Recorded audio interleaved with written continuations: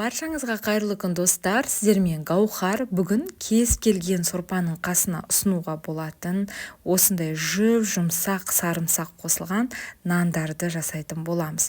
Видеоны соңына дейін қарауға ұмытпаймыз. Алдымен қамырын жасап аламыз. Ол үшін бізге жылы су керек. Оған қант қосамыз, тұзды қосамыз. Одан кейін кез келген негізінде ашытқыны қолдануға болады. Бүгін мен осындай тез ашылатын юваның ашытқысын пайдаландым. Венчиктің көмегімен, қасықтың көмегімен жақсылатып барлығын араластырамыз. Келесі кезекте 2 ас қасық иісі жоқ сұйық майымызды қосып, тағы да араластырамыз. Ұнды алдын ала осылай електен өткізіп алдым.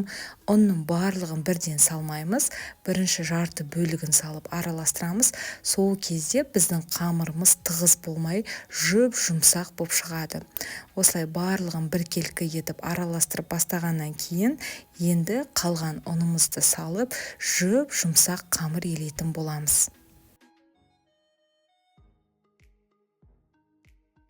Қамырды енді қолмен жақсылатып 3-4 минутта иі қанғанша илейтін боламыз.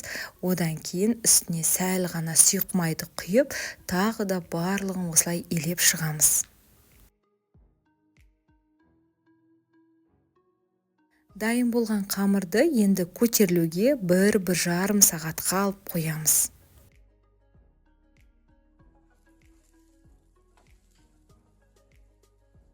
Қамыр көтерілгенше енді үстіне жағатын салмасын әзірлейтін боламыз. Ол үшін кез келген пайыздағы сары май керек. Оған укропты саламыз, сарымсақты үкіштен өткізіп қосамыз, және де паприкадан себеміз. Вилканың көмегімен барлығын осылай араластырамыз.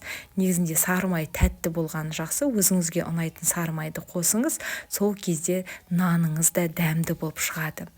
Мінекей қамырымыз көтерілді. Енді көтерілген қамырды теңде 2 бөлікке бөліп, осылай 2 сопақша тәріздес формадағы нандарымызды жасайтын боламыз. Оның үстіне манағы дайын болған салмасын жағамыз.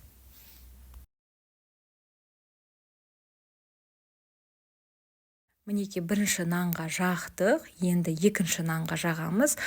Бұл құраммен қыздар 3 нан жасасаңыздар да болады. Ол кезде нандарыңыз жұқалау және де шағын болып шығады.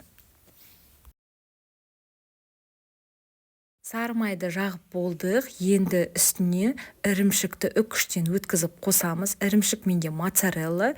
Көп қыздар жазып жатады, созылмалы қандай ірімшік деп. Қыздар, ол үшін моцарелланы қолдануға кеңес беремін.